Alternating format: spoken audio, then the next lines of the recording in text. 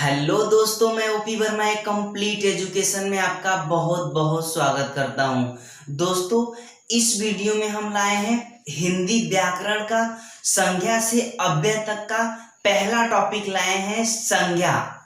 ठीक है, जो कि किसी भी परीक्षाओं के दृष्टिकोण से बहुत बहुत इंपॉर्टेंट है। तो आइए दोस्तों शुरू करते हैं इस वीडियो में संज्ञा। और हाँ दोस्तों, वीडियो शुरू करने से पहले आप लोग मेरे चैनल को सब्सक्राइब कर दीजिएगा और बेल आइकन का घंटी दबा दीजिएगा, ताकि हम जो भी वीडियो अपलोड करें उसका नोटिफिकेशन आप लोगों के पास पहुंच जाए। तो आइए दोस्तों शुरू करते हैं। दोस्तों ध्यान दीजिएगा, ये संज्ञा से अव्यय तक का हमारा पहला टॉपिक है, संज्ञा। तो सबसे पहले हम क्या जानेंगे, संज्ञा का अर्थ एवं परिभाषा। देखिए, संज्ञा का अर्थ क्या होता है? संज्ञा का अर्थ होता है नाम से, यानी नाम को ही हम क्या बोलते हैं, संज्ञा बोलते हैं। ध्यान दीजिएगा दोस्तों, एक बात ध्यान दीजिएगा, दुनिया में चाहे कोई भी वस्तु हो, यदि उसका नाम है तो वो संज्ञा है। आप बोल सकते हो कि दुनिया में हर एक वस्तु जिसका नाम होता है वो सब के सब क्या है, संज्ञा है। संज्ञा का शाब्दिक अर्थ होता है नाम, अर्थात किसी प्राणी का नाम, वस्तु का नाम, स्थान का नाम, भाव का नाम आदि को हम क्या बोलते हैं, संज्ञा बोलते हैं। इसीलिए तो हम कह रहे हैं ना कि दुनिया में चाहे कोई भी वस्तु हो, यदि उसका नाम है तो वो हमारा क्या है, संज्ञा है। और हाँ दोस्तों देखिए, हम यहाँ पर व्युत्पत्ति के आधार पर संज्ञा के प्रकार, व्युत्पत्ति के आधार पर संज्ञा कितने प्रकार के होते हैं, 3 प्रकार के होते हैं। एक रूढ़ होता है, एक यौगिक होता है और एक योग रूढ़ होता है। ध्यान दीजिए दोस्तों, यहाँ पर इससे क्वेश्चन नहीं पूछता है, ठीक है। बस एक चीज ध्यान रखिएगा, सिर्फ पूछता है ये कि व्युत्पत्ति के आधार पर संज्ञा कितने प्रकार के होते हैं। तो आपका राइट आंसर क्या है, 3 है, ठीक है। और अब ये रूढ़, यौगिक और योग रूढ़, यहां से बस एक शब्द दे देता है, जैसे पाठशाला दे दिया, पाठशाला दे दिया, पूछ दिया कि रूढ़ शब्द है कि यौगिक शब्द है कि योग रूढ़ शब्द है, तो पाठशाला दे दिया तो वो हमारा क्या हो जाएगा, यौगिक हो जाएगा। दोस्तों एक बात ध्यान दीजिएगा, रूढ़ शब्द किसे कहते हैं, यौगिक शब्द किसे कहते हैं, योग रूढ़ शब्द किसे कहते हैं, एक लाइन में जान लीजिए तीनों को। देखिए, सबसे पहले हम योग रूढ़ की बात कर रहे हैं। तो योग रूढ़ शब्द किसे कहते हैं, यदि आप बहुव्रीहि समास पढ़े होंगे तो बहुव्रीहि समास का सभी उदाहरण जो होता है वो योग रूढ़ शब्द कहलाता है। जैसे जलज, पंकज, समझ रहे हो, दशानन, इस तरीके से बहुव्रीहि समास के जितने भी उदाहरण होंगे वो सब के सब योग रूढ़ शब्द होंगे। अब यौगिक की बात करते हैं। यौगिक का मतलब जहां पर दो या दो से अधिक शब्दों का मेल होता है वहां पर यौगिक शब्द होता है, ठीक है। जैसे पाठशाला, पाठशाला एक पाठ शब्द हो गया और एक शाला शब्द हो गया, दोनों को मिला दिए तो हमारा पाठशाला हो गया, ठीक है। ऐसे ही पनघट, दो शब्दों के योग से वो शब्द बना है तो ये हमारा क्या हो जाएगा, यौगिक शब्द। जैसे रसोई घर, तो रसोई और घर, यहाँ पर 2 शब्द है और दोनों शब्द के योग से ये हमारा क्या बना है, यौगिक शब्द बना है। अब देखिए दोस्तों, रूढ़ शब्द जिसका हम विभाजन न कर सके, समझ रहे हो, जो विभाज्य न हो सके वही तो रूढ़ शब्द है। जैसे जल हो गया, जल का आप विभाजन करोगे, जल कोई 2 शब्दों से बना है, ये 2 वर्डों के मेल से बना है, न कि शब्दों के मेल से बना है, तो यहाँ पर क्या करोगे, उसका विभाजन नहीं हो सकता, ठीक है। मुना हो गया, कृष्ण हो गया, नदी हो गया, ये जितने भी शब्द हैं ये शब्द हमारे क्या होंगे, रूढ़ शब्द होंगे। दोस्तों इसका वीडियो रूढ़ शब्द, यौगिक शब्द और योग रूढ़ का वीडियो हम पहले भी अपलोड कर चुके हैं, लेकिन यहाँ पर आप लोगों को जानकारी दे रहे हैं। तो बहुत अगर पूछता है इसमें तो पूछ देता है कि व्युत्पत्ति के आधार पर संज्ञा कितने प्रकार के होते हैं, तो आपका आंसर क्या हो जाएगा, 3 प्रकार के होते हैं। जैसे एक शब्द दे दिया जलज, जलज कौन सा शब्द है, दे दिया रूढ़ शब्द, यौगिक शब्द, योग रूढ़ शब्द, तो जलज जो है कौन सा शब्द है, योग रूढ़ शब्द है, क्योंकि जलज जल में जो जन्मा हो अर्थात कमल, तो ये हमारा क्या हो जाएगा, योग रूढ़ शब्द के अंतर्गत हो चला जाएगा। तो ध्यान रखिएगा, योग रूढ़ शब्द में सभी बहुव्रीहि समास के उदाहरण आ जाएंगे।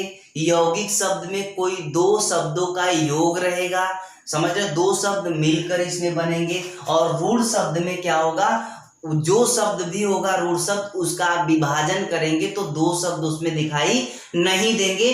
बस यही इसमें पूछ सकता है। तो दोस्तों आइए देखते हैं अर्थ के आधार पर संज्ञा कितने प्रकार के होते हैं। तो अर्थ के आधार पर जो संज्ञा होते हैं वो हमारे कितने होते हैं, 5 प्रकार के होते हैं। देखिए अर्थ के आधार पर संज्ञा को 5 भागों में बांटा गया है। कौन कौन से हैं देख लीजिए, व्यक्तिवाचक संज्ञा, जातिवाचक संज्ञा, द्रव्यवाचक संज्ञा, समूहवाचक संज्ञा और भाववाचक संज्ञा। दोस्तों आइए हम एक एक करके इसको क्लियर करते हैं। दोस्तों ध्यान दीजिएगा, हमने क्या पढ़ा कि दुनिया में समस्त वस्तु जिसका नाम है वो सब के सब क्या है, संज्ञा है। तो जितने भी वस्तु हैं जिसका नाम है उन सभी को हम कितने भागों में बांट सकते हैं, अर्थ के आधार पर 5 भागों में बांट सकते हैं। तो इसका मतलब ये हुआ कि दुनिया में जितने भी वस्तु हैं उन सभी को हम 5 भागों में बांट सकते हैं।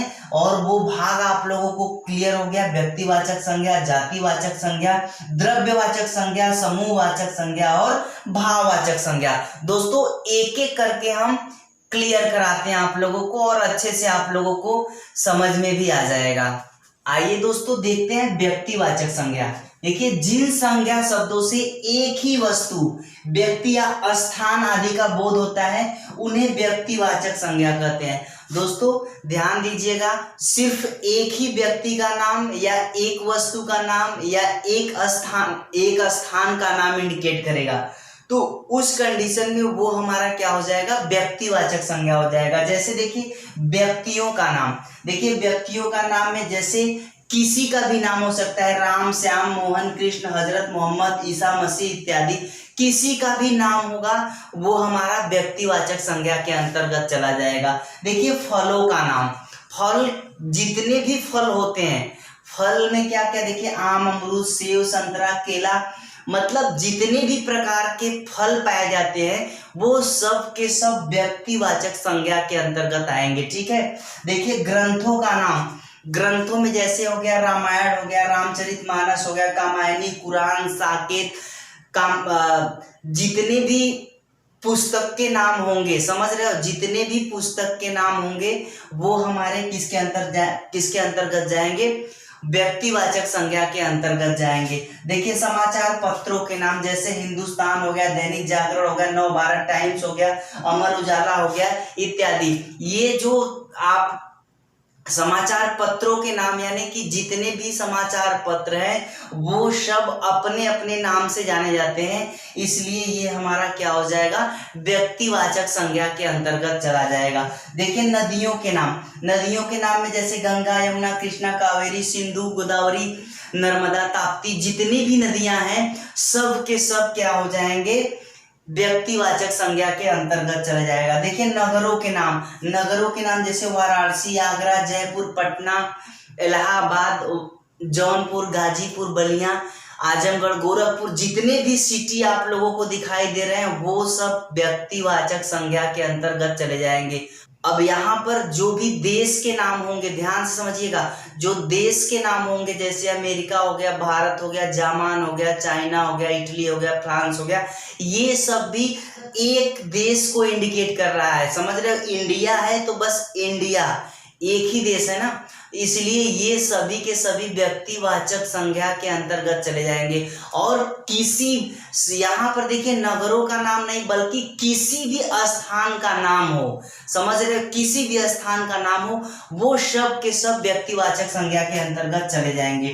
ध्यान दीजिएगा, देखिए नोट में देख लीजिए, इन शब्दों से एक ही वस्तु का बोध होता है। अतः ये सभी व्यक्तिवाचक संज्ञा है। जब व्यक्तिवाचक संज्ञा एक से अधिक का बोध कराने लगती है तो वह जातिवाचक संज्ञा हो जाती है। जब एक व्यक्ति का बोध कराए या एक व्यक्ति या एक वस्तु का बोध कराए, समझ रहे हो, तो उस कंडीशन में क्या होता है, व्यक्तिवाचक संज्ञा होता है। जब व्यक्तिवाचक संज्ञा एक से अधिक व्यक्तियों का बोध कराने लगता है तो वो हमारा जातिवाचक संज्ञा के अंतर्गत चला जाता है। दोस्तों आई होप, मैं ऐसा करता हूं कि ये वीडियो आप लोगों को पसंद आया होगा। और हाँ दोस्तों, यदि वीडियो पसंद आए तो प्लीज वीडियो को लाइक कर दीजिएगा और शेयर कर दीजिएगा। और ऐसे ही मैथमेटिक्स, हिंदी और रीजनिंग का कंप्लीट कोर्स देखने के लिए आप लोग मेरे चैनल को सब्सक्राइब कर दीजिएगा। और हाँ दोस्तों, ये हमारा व्यक्तिवाचक संज्ञा है। ऐसे ही छोटे छोटे पार्ट में हम अलग अलग व्यक्तिवाचक, जातिवाचक, समूहवाचक सबका अलग अलग वीडियो बनाकर लोड करेंगे। क्योंकि ऐसे क्या होगा, वीडियो लंबा भी नहीं होगा और जो पढ़ना चाहेगा, जो देखना चाहता है, जो सीखना चाहता है, वो आसानी से बहुत कम समय में वो सीख भी सकता है। तो आज के लिए बस इतना ही दोस्तों, धन्यवाद।